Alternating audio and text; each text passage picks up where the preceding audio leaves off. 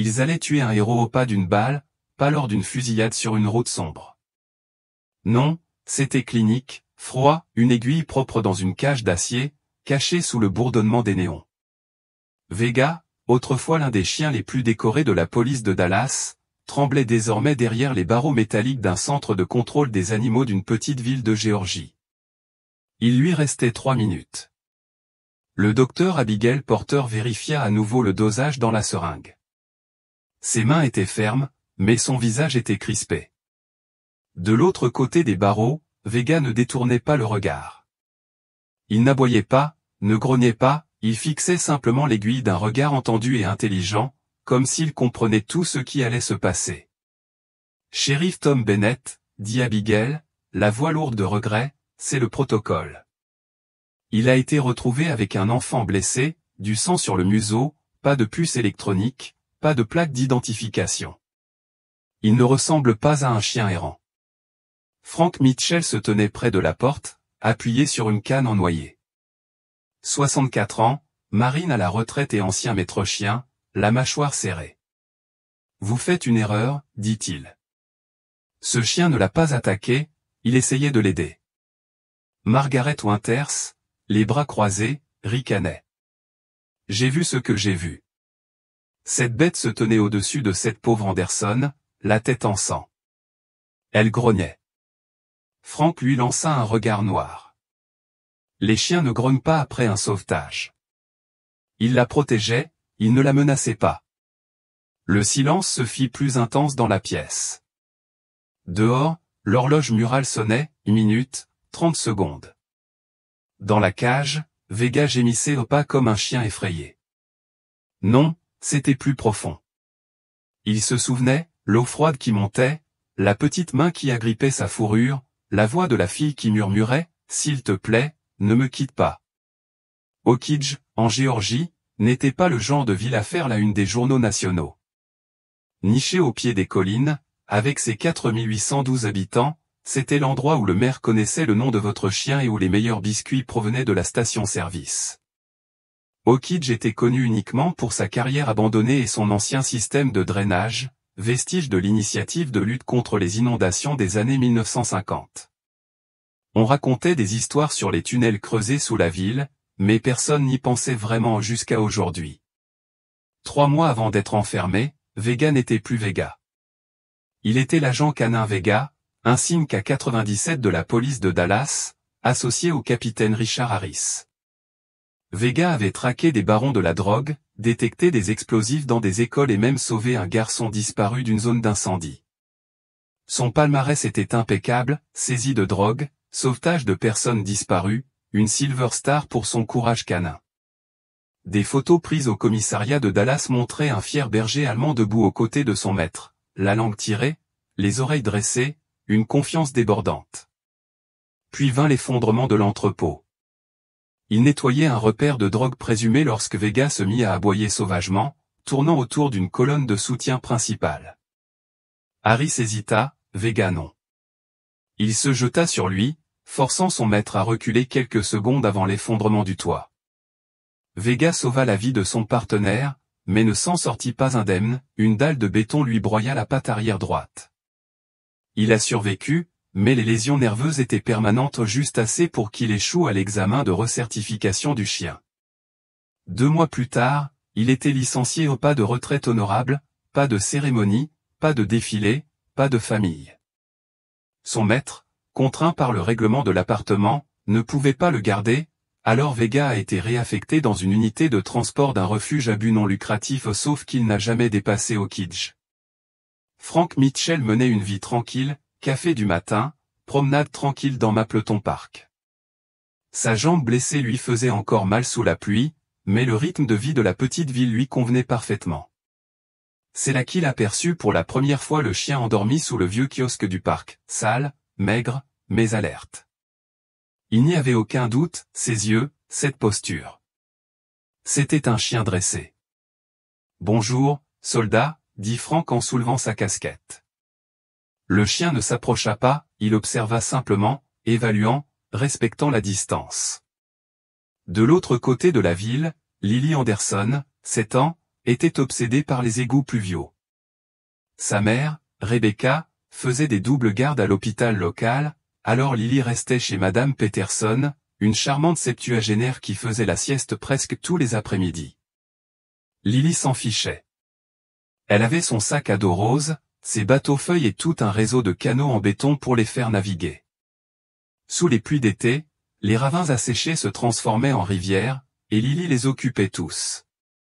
Elle ignorait qu'on l'observait. À distance, Vega observait chaque mouvement, chaque danger. Il ne faisait plus confiance aux gens, mais cet enfant lui rappelait quelque chose d'enfoui.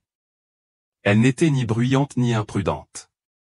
Elle lui laissait des morceaux de son déjeuner et se retournait toujours avant de s'éloigner. « Es-tu un chien policier ?» demanda-t-elle un jour en laissant tomber un demi-sandwich sur une pierre plate. « Tu manges comme si tu étais important. » Vega ne bougea pas, il renifla simplement le sandwich, vérifiant, évaluant, se souvenant des protocoles d'entraînement. Puis, enfin, il mangea. Le jour où le ciel s'est ouvert, Okidja a à peine eu le temps de se préparer. En début d'après-midi, les rues étaient inondées, les caniveaux débordaient et les sirènes hurlaient. Vega, caché sous l'auvent de la quincaillerie, a entendu le premier crépitement dans le haut-parleur de la police. « Attention, alerte crue soudaine. Restez à l'écart des zones de drainage. » Il se figea. La pression atmosphérique baissa, ses oreilles tressaillirent, quelque chose n'allait pas. Puis retentit le cri « Lily !» Lily Anderson. L'appel résonna dans tout le quartier.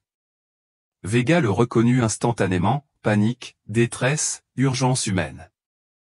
Il s'empressa.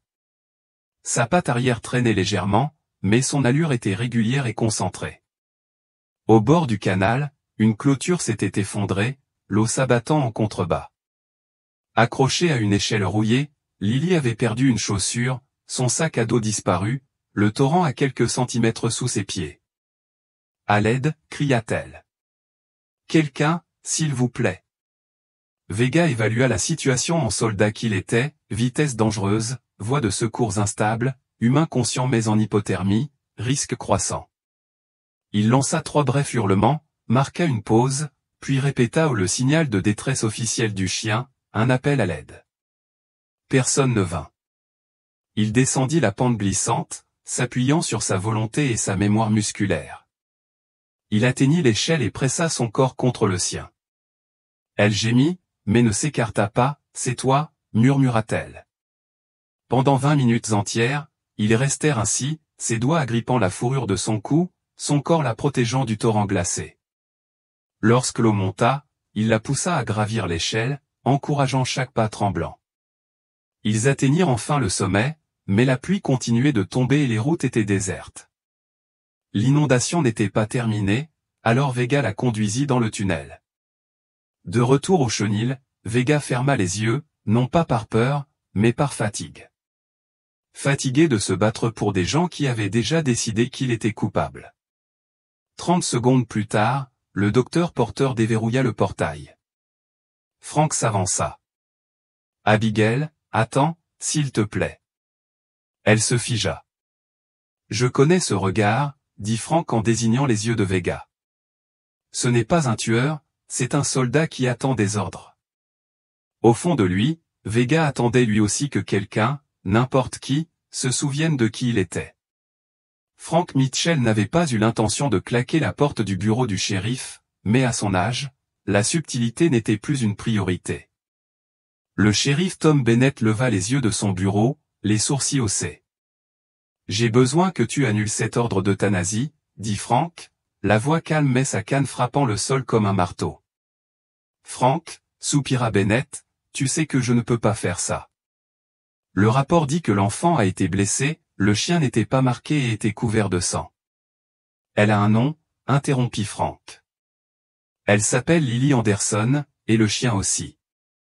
Il s'appelle Vega. »« Comment peux-tu savoir ça ?» demanda Tom. Frank fouilla dans la poche de son manteau et en sortit une page pliée, un rapport imprimé, déjà humide après avoir été lu. Relisez le badge K97 de la police de Dallas, enregistré sous le nom de Vega. Il a pris sa retraite il y a 4 mois, blessé en service et affecté à une compagnie de transport en direction d'un refuge canin dans le Tennessee. Tom fronça les sourcils. Alors, comment a-t-il atterri ici? C'est ce que j'essaie de comprendre, a déclaré Frank. Il pleuvait encore le lendemain du sauvetage. Bien que le pire soit passé, la ville d'Oakidge commençait à se réveiller, balayeuse de Porsche, pick-up roulant au ralenti dans les carrefours boueux, voisins saluant la foule, tasse de café à la main. Tout ici évoquait le cœur de l'Amérique, une ville soudée, à l'ancienne, au ralenti. Mais à l'intérieur de l'hôpital Oakidge Memorial, l'ambiance était tout sauf paisible. Rebecca Anderson était assise près du lit de sa fille. Lily dormait, un bandage autour du front, une perfusion branchée au bras. Les machines émettaient des bips réguliers, rappelant à Rebecca à chaque pulsation que sa fille était vivante et qu'il avait fallu un miracle pour que cela se réalise, un miracle sous la forme d'un inconnu à quatre pattes. Rebecca ne comprenait toujours pas bien ce qui s'était passé. Son service aux urgences venait de se terminer lorsqu'un appel arriva, une enfant retirée du système d'évacuation, inconsciente, couverte de boue. En entendant le nom de Lily, elle se déroba. Elle se souvenait à peine d'avoir couru dans les couloirs avec des baskets mouillées, le cœur battant plus fort que la tempête. Elle fixait maintenant la silhouette endormie de sa fille. Un policier était assis silencieusement à la porte procédure standard lorsqu'un animal est impliqué dans le sauvetage d'un enfant. Pas un mot de la ville, pas un avocat, pas un mot d'excuse, juste le règlement. De l'autre côté de la ville, au fond de la clinique vétérinaire d'Oakidge, Vega était allongé, recroquevillé sur une couverture propre. Il avait été lavé, ses petites coupures soignées et ses signes vitaux surveillés toutes les heures, mais ses yeux étaient toujours en alerte, scrutant chaque visage, lisant chaque mouvement. Le docteur Abigail Porter était penché dans l'embrasure de la porte, son bloc-notes à la main, Frank se tenait à côté d'elle, les bras croisés. « Il n'a pas fait un bruit », murmura-t-elle. « Il attend, » dit Frank. « Pourquoi faire ? Quelqu'un pour lui dire quoi faire ensuite. » Abigail expira. « Il souffre de lésions nerveuses, de malnutrition, d'infections mineures, et il se tient toujours comme s'il était sur le terrain. Si ce n'est pas un chien d'assistance, je ne sais pas ce que c'est. » Frank entra dans la pièce, prenant soin d'approcher Vega lentement. « Position, » dit-il clairement. Vega se redressa aussitôt, les oreilles frémissantes. 3 pas en avant. Assis. Abigail cligna des yeux. Bon, ce n'est pas juste du dressage, c'est de l'élite. Frank hocha la tête. Et on s'apprête à l'euthanasier, car certains par ici trouvent un berger allemand effrayant. À midi, Rebecca avait passé une douzaine d'appels à Dallas, à d'anciens camarades du corps des marines, à tous les contacts que Frank avait encore dans le milieu canin. Un à un, les pièces du puzzle se sont mises en place, Vega avait été déclaré indéployable pour cause de blessure, son maître, le capitaine Richard Harris, avait tenté de l'adopter, mais le règlement de l'appartement l'en empêchait, le chien devait être placé dans un refuge canin privé pour retraités du Tennessee, mais la société de transport avait réclamé la livraison et n'avait aucun suivi. En bref, Vega a été abandonné à une sortie de campagne au milieu de la Géorgie avec pour seul soutien son entraînement. Frank était furieux, mais pas surpris. « J'ai déjà vu ça, » dit-il à Abigail. « Ces chiens donnent tout, et quand ils ne sont plus utiles, on les jette comme des engins cassés. » Mais celui-là n'a pas seulement survécu, a déclaré Abigail. Il a sauvé un enfant. Au bureau du shérif, Tom Bennett sentait déjà la pression monter. Margaret Winters était à la mairie toute la matinée, rassemblant son équipe habituelle, des retraités inquiets, un ancien de l'église bruyant et quelques personnes qui ne faisaient pas confiance aux gros chiens, point final. Une pétition circulait, 22 signatures à l'heure du déjeuner. Tom regarda par la fenêtre et se massa les tempes. Cette ville va se dévorer à cause de ce chien. À ce moment précis, la porte d'entrée s'ouvrit en grinçant. Frank Mitchell entra, accompagné de Rebecca Anderson. « Vous allez vouloir entendre ce que nous avons appris, » dit Frank. Ils racontèrent tout, l'identité de Vega, sa blessure, le transfert raté, la correspondance de la puce avec la police de Dallas et le témoignage de Lily. Tom resta assis, stupéfait. Et Lily t'a dit qu'il n'a jamais grogné, jamais mordu, jamais même aboyé de manière agressive. Rebecca hocha la tête. Elle disait qu'il était la seule chose qui la protégeait, elle l'appelait son super-héros. Tom se frotta la mâchoire. Pourtant, la ville était effrayée. Margaret racontait que le chien avait attiré Lily dans le canal. Frank éclata de rire. Elle accuse un agent canin d'avoir sauvé une inondation. Et après? Accuser les pompiers d'incendie criminel. Tom ne sourit pas. La voix de Rebecca baissa. Si cette ville vote pour son euthanasie après tout ce qu'il a fait, je m'adresserai à la presse. Tom soupira. Je peux retarder l'ordonnance, c'est tout ce que je peux promettre pour l'instant. Mais l'affaire sera soumise à une audience publique demain. Ce soir-là, Frank était assis près du chenil de Vega avec une thermos de café et une pile de vieilles photos de dressage. Il en glissa une sous la porte, une photo en noir et blanc de Frank en uniforme, accroupi à côté d'un jeune chien nommé Max, tous deux trempés par la pluie et couverts de boue. Tu me fais penser à lui, dit Frank. Vega ne bougea pas, mais ses oreilles se tournèrent vers la photo. Tu as tout donné et ils t'ont quand même tourné le dos. Dehors, le tonnerre grondait au loin. Frank sirota son café. Demain, on parle pour toi. De retour à l'hôpital, Lily s'agita dans son lit. Rebecca se pencha. Chérie, tu es réveillée. Lily cligna lentement des yeux. Est-ce qu'il va bien? Rebecca sourit doucement. Il est en sécurité, pour l'instant. La petite main de Lily serrait la manche de sa mère. Ne les laisse pas lui faire de mal. Je ne le ferai pas, bébé. À l'aube, Frank se tenait sur le porche de la clinique tandis que la pluie commençait à faiblir. Vega était assise à côté de lui, la queue posée sur la terre, le corps tendu mais calme. Tu es prêt, soldat? Demanda Frank. Vega leva les yeux, les oreilles dressées. Il est temps de rappeler à cette ville ce qu'est le vrai courage. Il n'y avait plus de place à l'hôtel de ville d'Oakidge, ce bâtiment de 1892 aux bancs grinçants et au portrait du président Eisenhower dans le couloir. Il n'avait pas vu autant de monde depuis le petit déjeuner de crêpes du 4 juillet, mais aujourd'hui, il ne s'agissait ni de feux d'artifice ni de saucisses.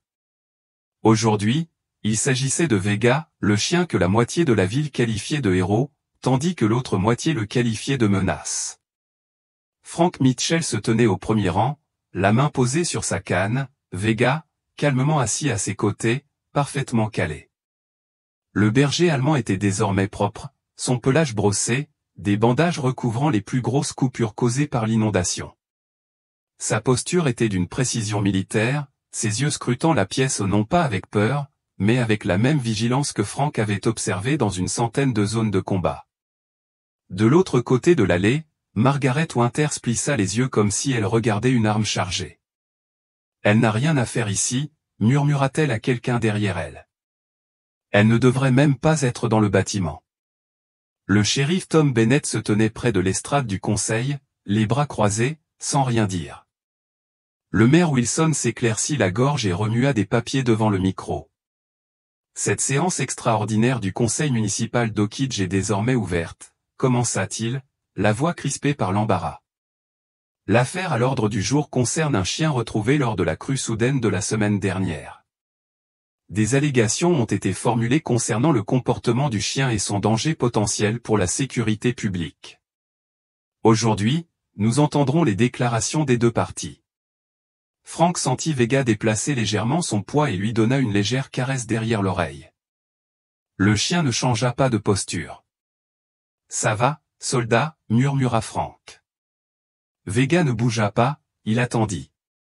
Rebecca Anderson était assise avec Lily sur ses genoux. La jeune fille était trop nerveuse pour rester dans son fauteuil roulant, ses petites mains agrippaient un dessin plié de Vega avec une cape rouge, sur lequel était griffonné au crayon violet, « Mon héroïne ». Elle a répété ce qu'elle voulait dire toute la matinée, avait dit Rebecca à Frank plus tôt.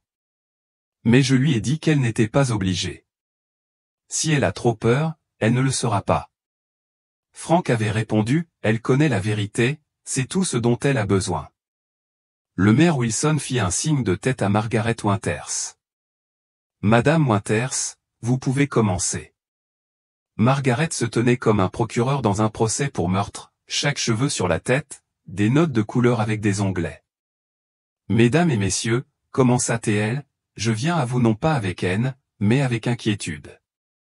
Depuis des semaines, ce chien erre dans nos quartiers. Les enfants sont effrayés. Des détritus jonchent le sol. Des grognements sont signalés derrière les commerces. Elle brandit une photo imprimée de Vega, prise avec l'appareil photo granuleux d'un téléphone portable, à mi-chemin sous la pluie. C'est l'animal aperçu près du canal de drainage lorsque la petite Lily Anderson a disparu ou lorsqu'elle a été retrouvée inconsciente. Il avait du sang sur la gueule. Des halètements et des murmures emplirent la pièce, Rebecca tressaillit. Margaret a poursuivi, ce n'est pas un animal de compagnie ordinaire. C'est un gros animal dressé qui erre sans laisse ni surveillance, et maintenant, certains veulent le relâcher dans notre communauté, sur la foi d'un enfant qui a failli se noyer. C'est le cœur lourd que j'ai exhorté le conseil municipal à déclarer cet animal dangereux et à le faire retirer immédiatement de notre ville.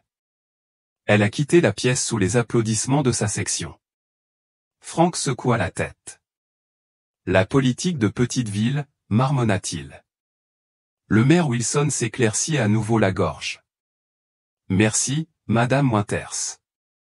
À vous, Monsieur Mitchell. Frank se leva lentement, faisant signe à Vega.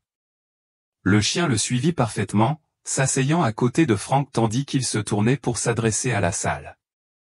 Certains d'entre vous me connaissent, d'autres non, commença Frank. J'ai servi 20 ans dans les marines, dont 15 au sein de la division canine. J'ai travaillé avec des chiens comme Vega sur tous les continents. Il fit un geste vers le berger. Ce chien n'est pas errant. Il ne représente aucune menace. C'est un officier à la retraite, matricule K97, Vega, ancien de la police de Dallas. Un frisson parcourut la foule. J'ai eu confirmation auprès de la police de Dallas. Frank a poursuivi, il a été blessé en sauvant la vie de son maître, puis, comme trop souvent dans ce pays, il a été abandonné, livré à lui-même. Jusqu'au jour où il a entendu un enfant hurler dans une inondation et a choisi de faire ce pour quoi il avait été formé, sauver des vies. Il a pointé du doigt le premier rang. Si vous voulez parler de sang sur son museau, il portait Lily Anderson par le dos de sa veste, utilisant une technique de pression que les chiens canins sont habitués à utiliser pour éviter de blesser quelqu'un. Il regarda le conseil. Si c'est dangereux, alors je ne sais plus ce que représente ce pays. Le silence suivit au pas d'applaudissements, juste le poids de la vérité dans la salle. Frank tapota l'épaule de Vega. La queue du chien cogna contre le parquet. Le maire Wilson hocha la tête avec raideur. Merci, Monsieur Mitchell, dit Mademoiselle Anderson. Veux-tu parler? Rebecca se leva et guida Lily vers le micro. La petite fille monta sur le tabouret en bois qui lui était destiné. Elle contempla la mère de visage. Je m'appelle Lily Anderson, commença-t-elle. J'ai eu très peur quand l'eau est arrivée. J'ai cru mourir. Sa voix tremblait, mais ne se brisa pas, mais ensuite, le chien policier m'a trouvé. Je l'appelle Vega. Il m'a soutenu pour que l'eau ne m'emporte pas. Il m'a montré où aller. Il est resté avec moi jusqu'à ce que je ne puisse plus tenir. Elle regarda le conseil droit dans les yeux. Et quand je me suis réveillé à l'hôpital, tout ce que je voulais, c'était savoir s'il allait bien. Elle sortit son dessin et le brandit. C'est mon héros. Personne ne bougea un instant. Puis de faibles toux et des murmures emplirent la pièce, accompagnés de quelques hochements de tête. Merci, Lily, dit doucement le maire Wilson. Le docteur Abigail Porter a ensuite pris la parole.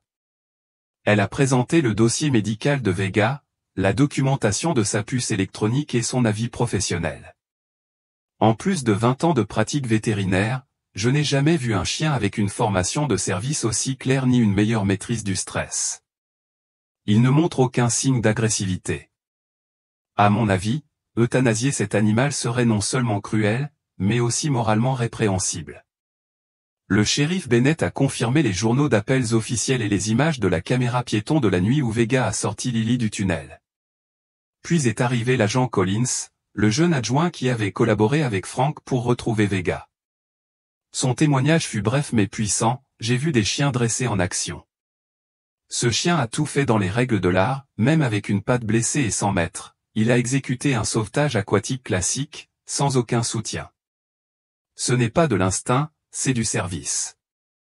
Le maire Wilson s'est penché vers le micro. Merci. Le conseil délibéra à huis clos. Ils sortirent par la porte de derrière. La pièce explosa, le côté de Margaret s'avançait avec plainte et avertissement. Frank se tenait tel une statue à côté de Vega, qui restait calmement au pied, le regard droit devant, l'oreille attentive. Rebecca tenait Lily dans ses bras et lui murmurait des mots apaisants. 10 minutes passèrent. 15. Puis la porte s'ouvrit à nouveau. Le maire Wilson revint avec les autres membres du conseil, chacun plus grave que le précédent. Nous avons entendu des témoignages passionnés des deux côtés, a-t-il déclaré, et nous avons examiné les preuves fournies. Il a regardé le shérif. Shérif Bennett, la police de Dallas a-t-elle confirmé la propriété du chien? C'est le cas, répondit Bennett. Il est inscrit à la retraite. Son statut juridique est complexe, mais ils n'ont aucune objection à ce qu'il soit placé sous la tutelle d'un tuteur qualifié. Le maire Wilson hocha la tête. Le vote a été rendu. Par 3 voix contre 2, le conseil estime que Vega ne présente pas de danger pour la sécurité publique et ne sera pas euthanasié. Des halètements, puis du soulagement.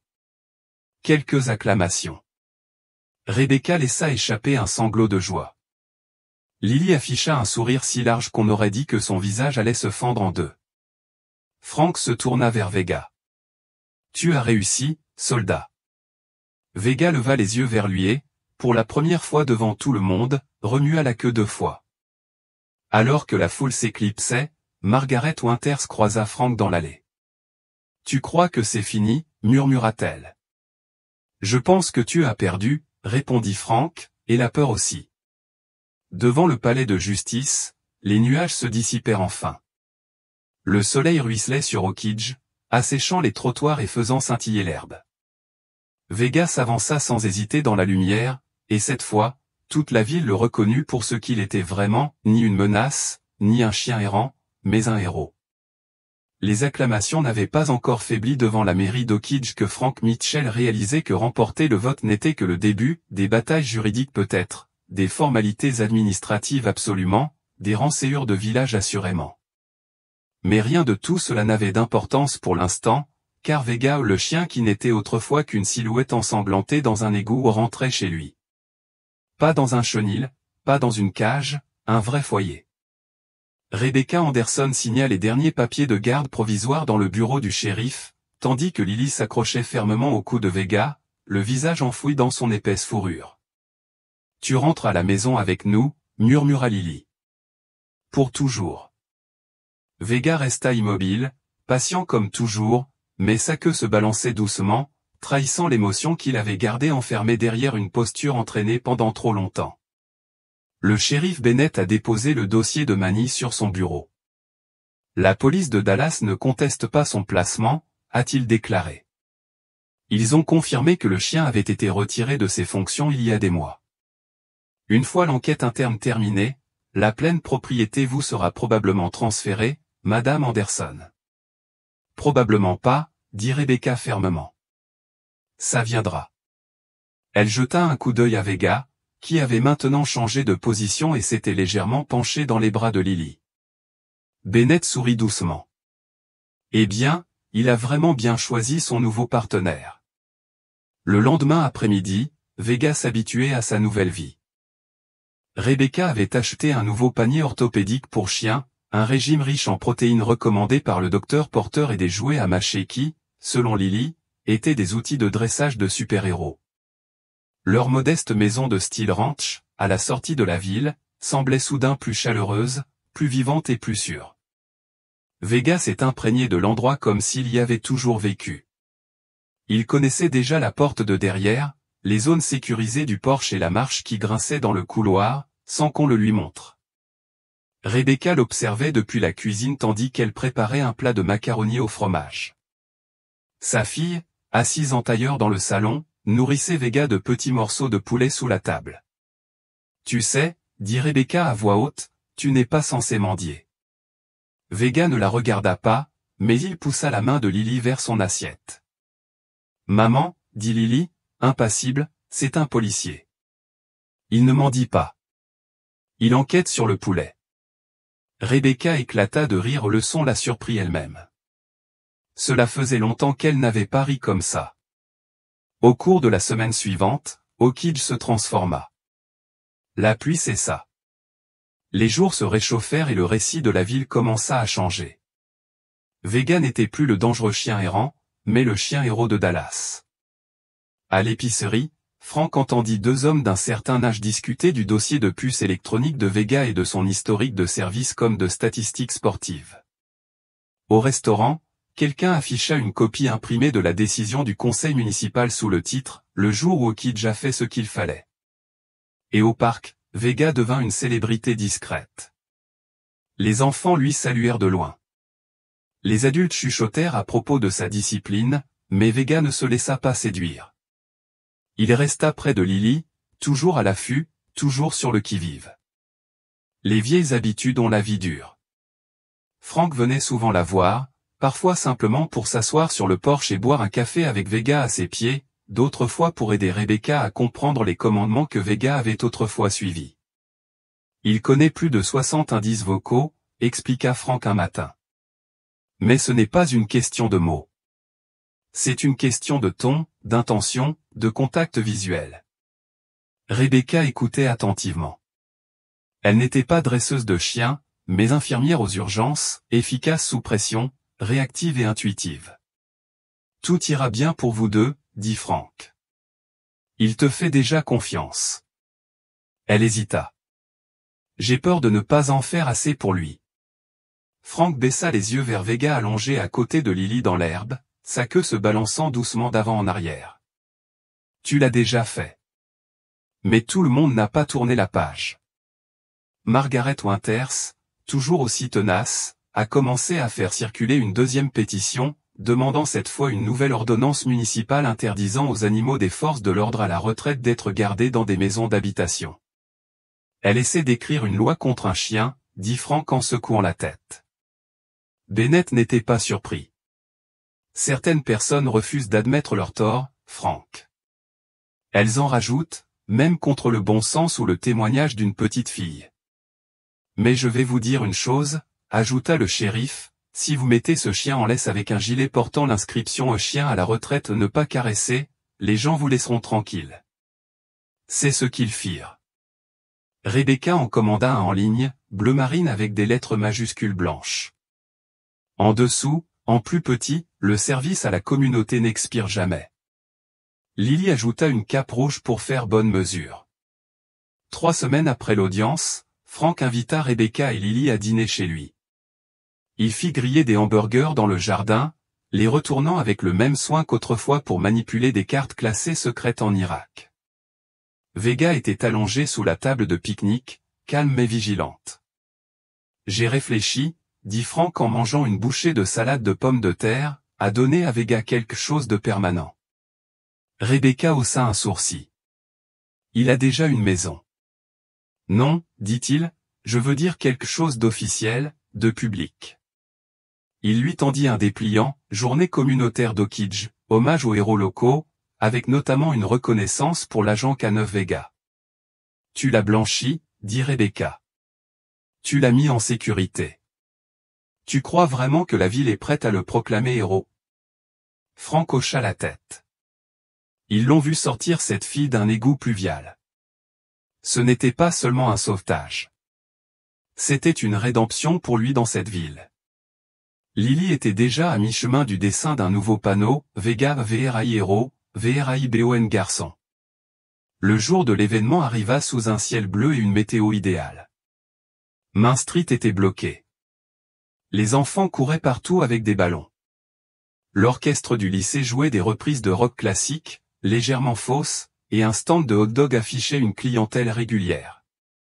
Mais à midi, la musique s'arrêta. Le maire Wilson s'est approché du micro et s'est éclairci la gorge. Nous sommes réunis ici aujourd'hui pour honorer une vie sauvée et le héros qui l'a rendu possible. Vega était assis sur scène à côté de Frank, vêtu de son gilet bleu marine et de sa cape rouge. Lily était assise à côté de lui sur une chaise pliante, rayonnante. Les habitants d'Oakidge rendent hommage à l'agent K9 Vega, retraité, pour sa bravoure, sa discipline et son dévouement, a poursuivi le maire. En sauvant Lily Anderson, Vega nous a rappelé que les héros ne portent pas toujours des insignes, parfois, ils portent des cicatrices et des fardeaux invisibles. Il se tourna vers le chien. Merci, Vega. Frank se pencha et murmura, vas-y, soldat. Vega s'avança et posa ses pattes avant sur un petit podium. La foule applaudit bruyamment. Lily se leva et brandit son nouveau dessin. Vega remua la queue. C'était la plus grande apparition publique qu'il ait jamais faite et la plus aimée. Plus tard dans la soirée, de retour sur leur Porsche, Rebecca regarda Lily jouer à la balle avec Vega. Le bâton fit un arc dans la lumière dorée et atterrit dans l'herbe.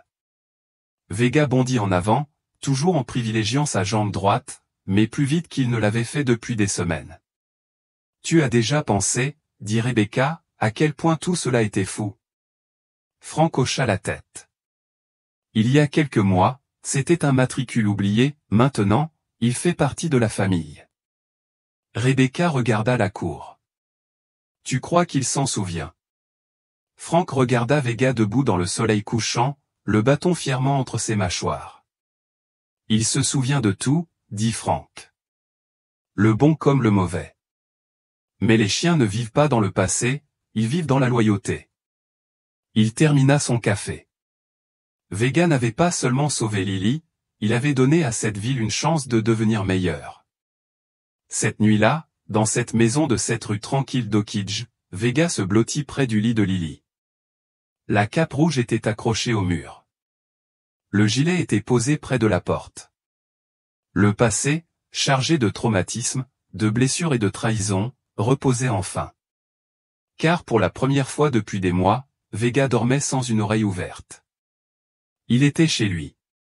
Tout a commencé par un coup de fil à 6h13 du matin. Rebecca Anderson venait à peine de se servir son premier café que la ligne fixe de l'hôpital s'est allumée d'une manière qui n'augurait rien de bon. Elle avait pris son service du matin pour remplacer une infirmière avec un enfant malade, et les urgences étaient déjà pleines de 3 patients lorsque l'appel est arrivé. Il y a quelqu'un ici qui vous demande, dit la réceptionniste. Il dit qu'il est de la police de Dallas. Rebecca se figea. Son esprit explorait toutes les possibilités. J'arrive tout de suite, dit-elle.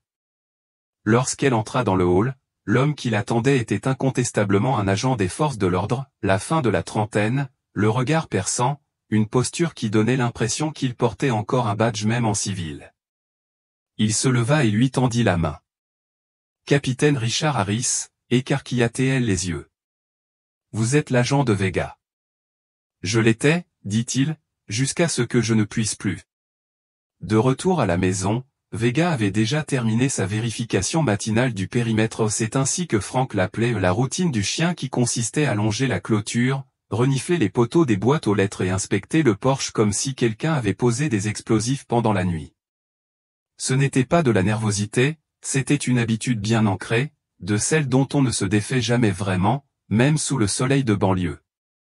Lily observait depuis les marches, toujours en pyjama, un bol de céréales et un bâtonnet de fromage à effilocher à la main.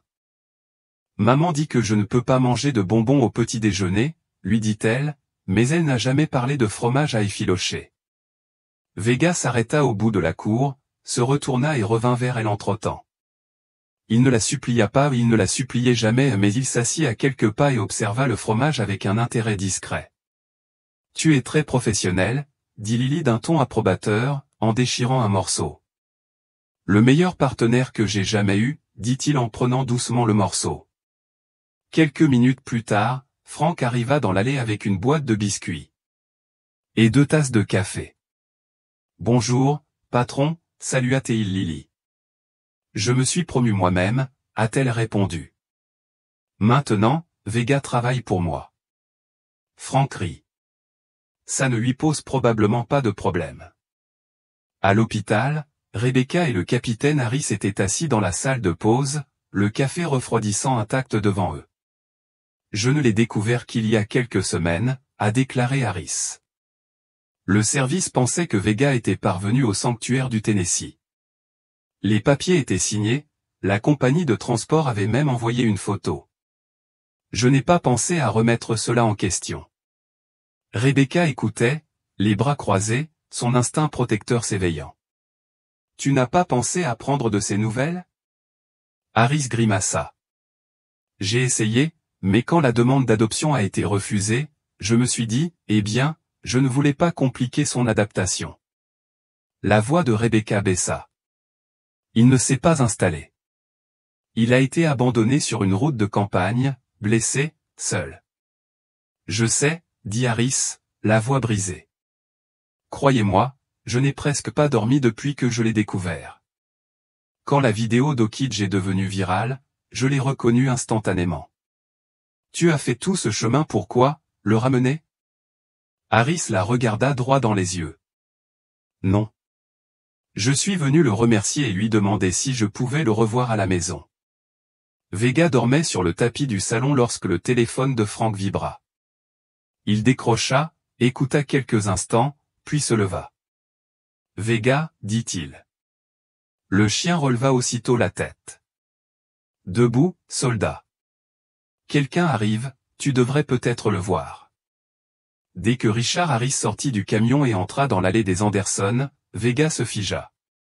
Il fixa l'homme pendant 10 bonnes secondes, puis, lentement, d'un pas posé, il se leva et avança, chaque pas étant assuré et mesuré. Harris ne dit rien. Il s'agenouilla et ouvrit les bras. Et, partenaire, murmura-t-il. Vega s'arrêta à quelques centimètres de lui, les yeux rivés sur le visage de l'homme. Puis il s'avança et posa sa tête sur l'épaule de Harris. Franck regardait depuis le porche, la gorge serrée. « Je serai damné, murmura-t-il. Il s'en souvient. Ils se rassemblèrent tous dans le jardin, Rebecca, Franck, Lily, Harris. Vega était assise entre eux, telle une sentinelle. Il me réveillait avant l'aube, dit Harris en grattant derrière l'oreille de Vega. Si j'appuyais 2 fois sur « snooze », il faisait tomber le téléphone de la table de nuit. Lily gloussa. Il fait toujours ça, mais avec mes peluches. On dirait qu'il est entre de bonnes mains, dit Harris en jetant un coup d'œil à Rebecca. Nous le pensons, a-t-elle répondu. Écoutez, continua Harris, je ne suis pas venu pour provoquer quoi que ce soit. Je ne veux pas l'emmener. Je voulais juste m'assurer qu'il allait bien. Rebecca hocha lentement la tête. Il va mieux maintenant qu'il ne l'a été depuis des mois. Il y eut un long silence, puis Harris ajouta doucement, tu n'es pas le seul qui l'a sauvé ce soir-là. Alors que le soleil se couchait sous les arbres et que l'arrière-cour baignait dans une lumière dorée, Franck et Harris étaient assis sur le porche tandis que Vega était allongé à leurs pieds. Il est encore vif, a déclaré Harris. Je me suis dit que la blessure avait peut-être atténué ses performances. Franck secoua la tête. Il est même devenu plus vif. On a fait quelques exercices, il suit toujours les instructions et obéit aux ordres. Il est plus lent, certes, mais mentalement, il est au top. Avez-vous déjà envisagé de le remettre au travail, a demandé Harris. Franck le regarda. Pas à plein temps, ajouta Harris. Mais peut-être que l'enseignement, la formation des nouvelles recrues, les démonstrations scolaires, la thérapie, lui donneront un but. Franck hocha lentement la tête. C'est ce que je pensais aussi. La semaine suivante, Vega a décroché un nouveau poste, pas de patrouille, ni de pistage à haut risque, mais quelque chose de tout aussi précieux. Franck et Rebecca ont collaboré avec la police d'Okidge et le conseil scolaire local pour mettre en place un programme d'éducation canine communautaire. Vega en est devenu le pilier, il visitait les classes, faisait des démonstrations d'exercices d'obéissance, apprenait aux enfants la sécurité animale et réconfortait même les patients traumatisés à l'hôpital. il a rencontré un franc succès dès le premier jour. Rien que la première semaine, 20 enfants ont demandé à serrer la main du chien héros. Une boulangerie locale a baptisé une friandise en son honneur, les biscuits au beurre de cacahuète de Vega. Mais plus que la presse, plus que les gros titres, ce sont les moments de calme qui comptaient. Le garçon qui refusait de parler après un accident de voiture jusqu'à ce que Vega se blottisse près de son lit d'hôpital. L'adolescent autiste qui affichait un sourire éclatant lorsque Vega répondait à son murmure, assis. Et chaque fois que Vega entrait dans une salle de classe, vêtu de son gilet et de sa cape, il se redressait un peu, prêtait plus d'attention car Vega n'était pas qu'un chien, il était la preuve vivante qu'être brisé ne signifiait pas être sans valeur. Un soir, Lily rentra de l'école avec un mot manuscrit dans son sac à dos. Elle le tendit à sa mère sans un mot. Rebecca le déplia et lut. Cher Vega. Merci d'être venu à notre école. Je ne pensais pas que les chiens pouvaient être des héros, mais maintenant, je veux être comme toi quand je serai grand. Amour, Jordan, 8 ans. Rebecca s'essuya les yeux, puis regarda le chien qui dormait près du canapé. Il ne bougea pas, mais ses oreilles tressaillirent. Le capitaine Harris revint 2 fois au cours du mois suivant. À chaque fois, Vega l'accueillit comme si le temps ne s'était pas écoulé. Il me manque toujours, a admis Harris à Rebecca un après-midi. Mais je pense que c'était la meilleure fin, sourit Rebecca. Ce n'est pas une fin, juste une nouvelle mission. À l'occasion de l'anniversaire de l'inondation, la ville organisa une veillée aux chandelles. Les habitants se rassemblèrent près du canal où Lily avait autrefois appelé à l'aide. Le maire Wilson prononça un bref discours. Le shérif Bennett lut une déclaration de gratitude. Vega, debout aux côtés de Lily et Frank, reçut une médaille des pompiers d'Oakidge pour sa bravoure, sa loyauté et son dévouement indéfectible face au danger. La foule applaudit et pour une fois, même Margaret Winters applaudit, une seule fois. Ce soir-là, après la cérémonie, Frank et Vega se tenaient dans le parc tranquille près de Mapleton, là où ils s'étaient aperçus pour la première fois, là où cette histoire avait commencé. Frank lança doucement un bâton dans l'herbe. Vega le suivit en boitant, pas vite, mais fièrement. Il revint en remuant la queue. J'ai toujours compris, dit Frank. Vega lâcha le manche et se mit au garde à vous. Frank sourit, détendu. L'agent Vega s'allongea, la tête posée sur la botte de Frank. Ils restèrent ainsi jusqu'à ce que les étoiles apparaissent au pas de sirène, pas de peur, juste le réconfort de savoir que le devoir, une fois choisi, ne prend jamais vraiment fin. L'automne arriva tôt à Oakidge cette année-là. Les érables de Maple Street avaient commencé à se dorer à la mi-septembre, et l'air était imprégné de cette tranquillité fraîche et parfumée à la cannelle qui semblait toujours murmurer, « Tu as survécu ». Vega était allongé sur le porche de la maison des Anderson, les pattes croisées, la tête haute, les yeux scrutant le jardin comme toujours. La brise faisait bruisser les carillons éoliens au-dessus de lui. Près de 5 mois s'étaient écoulés depuis l'inondation, depuis le sauvetage, depuis que son nom était passé d'un numéro de dossier sur une puce électronique oubliée à un nom familier dans une ville qu'il avait autrefois craint. Cet endroit ne semblait plus temporaire, il était à lui. Rebecca Anderson versa du café dans sa tasse préférée, en céramique blanche, avec l'inscription « Mon chien et mon collègue » en lettres rouges. Elle sourit intérieurement en regardant Lily brosser la fourrure de Vega dans le salon. La jeune fille avait gagné en confiance, en sérénité depuis cette terrible journée. Elle faisait encore des cauchemars parfois à propos de l'eau, du noir, de la peur mettant que Vega dormait près de son lit, elle se réveillait toujours bien. Tu sais, dit Lily, je pense que Vega est maître célèbre. Rebecca haussa un sourcil. Célèbre? Il a été reconnu au marché hier. Une dame a pris un selfie avec lui. Il n'a pas grogné? Non, répondit fièrement Lily. Il a juste regardé la caméra comme pour dire « Madame, s'il vous plaît ». Rebecca rit. Ça me semble juste. Ce week-end-là, Frank Mitchell est passé avec une enveloppe en papier craft sous le bras. J'ai pensé qu'il était temps, dit-il en le tendant à Rebecca. À l'intérieur se trouvait un certificat de la Fondation K9 de la Police nationale déclarant Vega officier à la retraite avec mention. Un petit badge argenté était attaché, sur lequel était écrit « K9 Vega, le devoir ne meurt jamais ». Les larmes de Rebecca s'emplirent de larmes. « J'ai dû tirer quelques ficelles », admit Franck en s'éclaircissant la gorge. Mais il l'a mérité. Vega se tenait à proximité, la queue remuant lentement. Il ne comprenait pas le papier, mais il comprenait les gens et il ressentait la gratitude dans la salle. « Je veux l'encadrer », dit Rebecca. « Non », intervint Lily. « Je veux le porter. »« Tu n'es pas un chien policier », lui rappela Rebecca. « Je suis en formation », répondit Lily sérieusement. L'engagement de Vega auprès du programme communautaire n'a fait que croître. En octobre, il visitait 3 écoles par semaine et avait fait 2 apparitions à la foire du comté. Les enfants faisaient la queue pour lui caresser la tête.